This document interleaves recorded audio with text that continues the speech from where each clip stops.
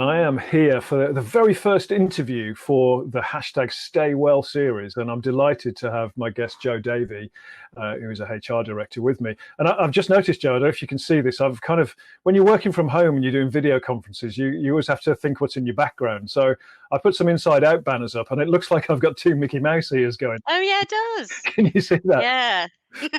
Not intentional, but bringing a bit of joy. Oh, that's fine. Wherever we can get it, that's cool. Yeah, like there we go. So, yeah. Jo, so thank you so much for joining us, and really good to chat to you here. Do you mind just giving us a bit of an intro to yourself, who you are, what you do, where you work, and where you're working from as well? Cool.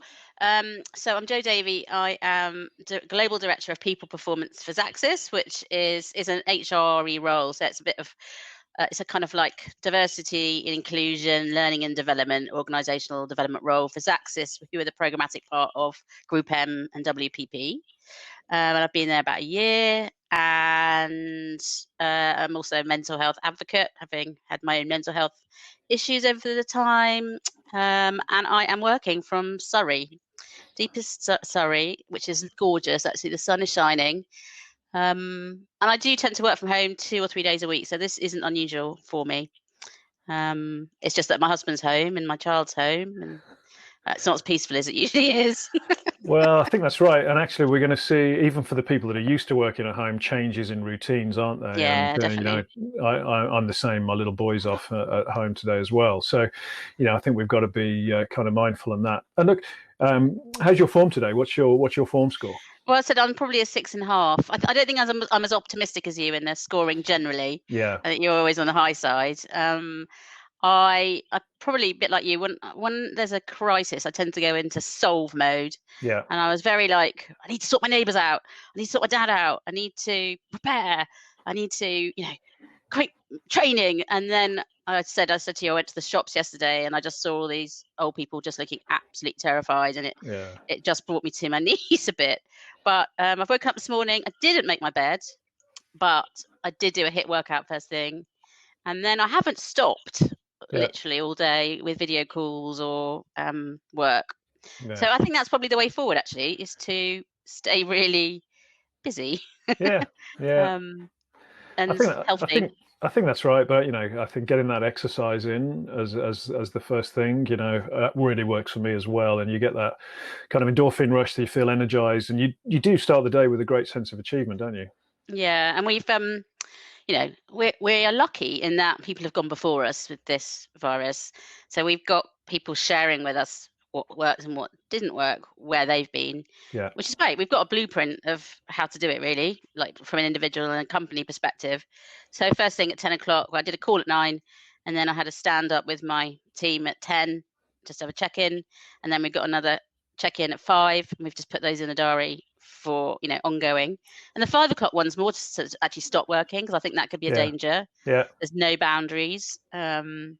So that was kind of like, I think that's what we've done. And then I did host my first virtual lunch today. It was just me and 2 others, but the principal was there. That's it. Well, let's start like small steps and see where these things grow. But I love that idea of connecting over a virtual lunch, and I think that in the workplace, often lunch with colleagues, that's one of the ways we really foster those human connections and build those relationships. So it really inspired me when you mentioned that idea last week, and I'm keen to use the platform that we're talking on to just get people together from the same workplaces, from different workplaces, for a bit of a lunch and learn, bit of a network.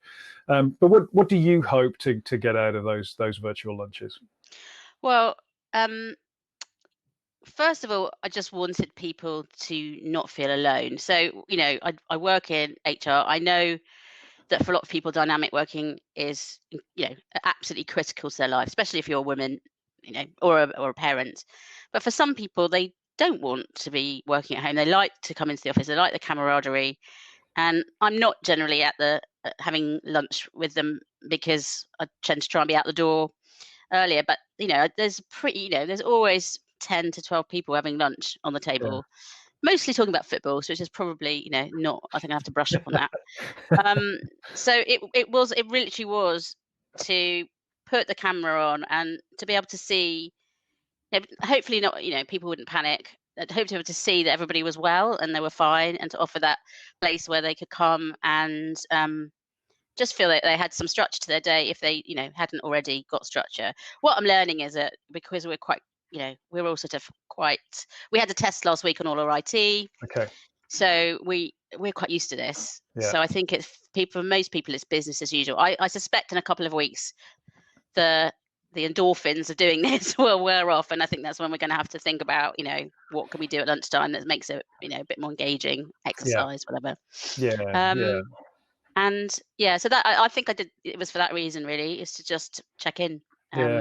I think there's a point that really resonated today with me, that actually you, as somebody that's needing to leave the office to get back to family, might not have the opportunity to do those lunches with colleagues as much as you would like to. So I think that's a good thing. If we can look for those opportunities in what's happening around us now, I think we can grab little snippets of ability to connect with people that we might not ordinarily get that in the working day, because we're gaining of commute.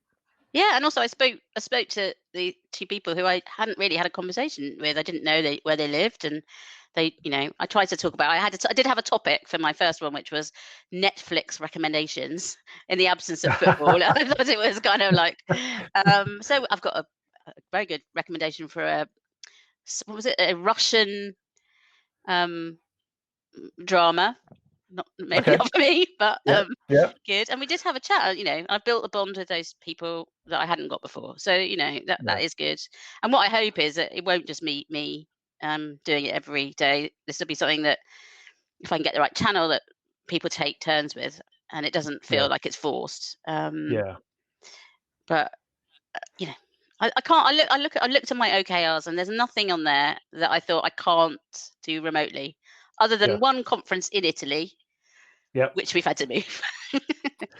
And understandably, yes, and I think there is going to be that, and I do wonder how jam-packed the second half of the year is going to be with events. I've had, as you know, had to postpone 2 of my events, but I think we've just got to stay positive and think that actually we will get together, we will do these things that are planned, and we will find other ways to do them where possible, and kind of not be too down on it, really. No, and we're going to have brain space. I mean, we live in a world where we've been completely overstimulated for a long time, and I think it will enable some productivity.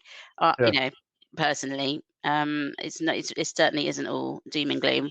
We can still serve our clients, we can still look after each other, we can still create new products.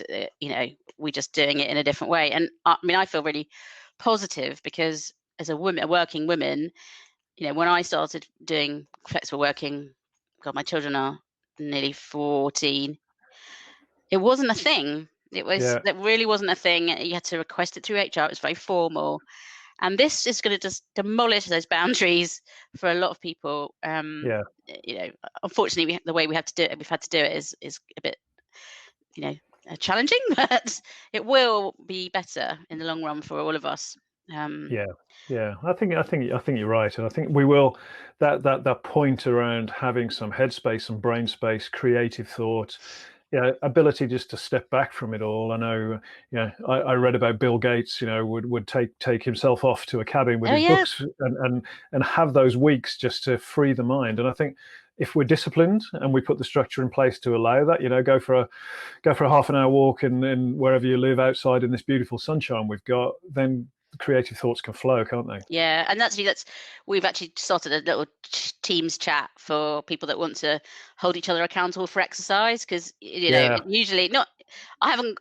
People are joining my group are the 20-minute HIIT workout. I don't want the marathon runners, thank you, in my group. But just because we're not walking to the station and we're not walking out at lunchtime, so it's just it's another check-in point, isn't it? Just to say, because if I notice that someone who had been doing exercise suddenly wasn't, that is another alarm bell for me that maybe something isn't quite right. I mean, I think that's 2 really good things there. One, it's that kind of social contract as a team to kind of support each other to achieving healthy behaviors, but also we're going to potentially see the absence of some of those signals, as you say, some of those behaviors we would notice if we were there physically. So having another way to access those is pretty cool. Yeah, and we're going to have to change our behaviours about screens. I mean, I will say until 6 months ago, and I never put my screen on, just actually for vanity reasons.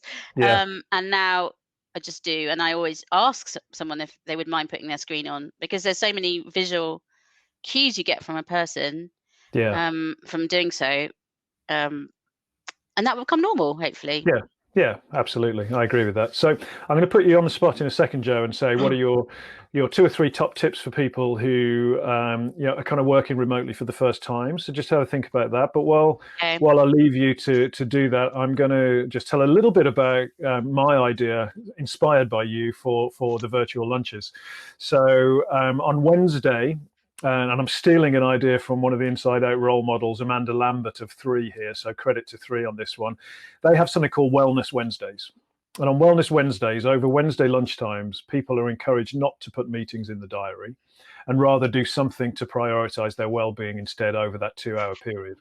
So my plan on this platform here, the InsideOut X platform, is to host a virtual lunch that's open to anyone that has an interest in connecting with their fellow humans who are working remotely, and also interested in some of the mental health and well-being agenda points that might come out of discussion there, and basically free up an hour to join the platform, join tables where you can eat your lunch and have a chat to people there.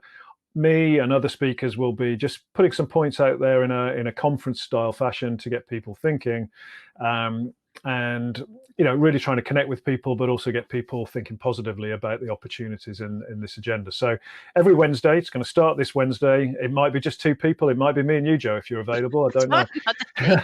I'll be delighted to have lunch with you. But I'm going to. No, I don't know anything about football. In fact, football's probably going to stop soon, right? So we're going to have to talk about Netflix or whatever else. That's true. So I'm going to be doing that. I'm going to put some information out along with this post, and see who turns up on Wednesday. But I'm excited about that. I'll be there, definitely. Thank you for the inspiration, Jo. Right. So to conclude, and it's been a real pleasure talking to you. But what are your three top tips for people working remotely for the first time? Well, I think the first one is just acknowledge that this is a bit weird and it's a bit scary. And if you're feeling a bit overwhelmed and a bit scared, that's fine. This is an unprecedented event, and just sit with it. And it's going to be okay. You just look after the vulnerable, do what you're told, and it's going to be okay. But if you're feeling, don't stuff the feelings away. They need to come out and they need to go. It's okay to feel a bit shit.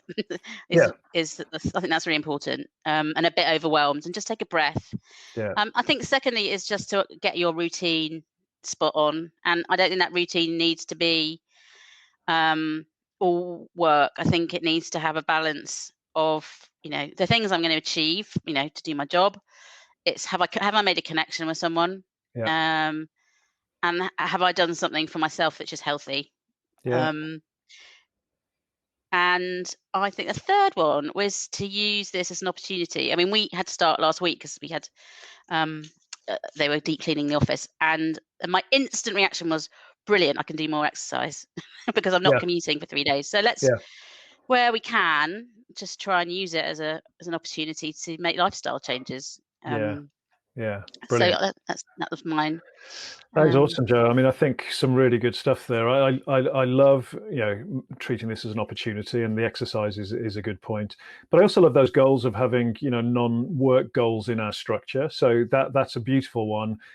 Can you make a connection each day? Now, I think if we can make a new connection or deepen a connection each day, that's a wonderful goal to have in this in this climate at the moment. So definitely. Thank you for sharing that. So look, it's been a real pleasure to have my first guest on the Stay Well series of interviews. And, I'm going to put my pajamas back on now. I put something smart on. Thanks for dressing up for me. I'm going to go off and be Mickey Mouse somewhere. That's really funny. Cool. Yeah, well, stay safe and stay happy, and just be kind to yourself and others. That's all we can do. That's brilliant. And I've seen some amazing kindness. I've seen more kindness in the last week than I've seen for a long time out there. So yeah, and people do seem to be pulling together, don't they? So which is amazing. yeah. Cool. I'm going to sign off the recording now. So thank you so much, Jo, and we'll see you on Wednesday. Okay. Bye.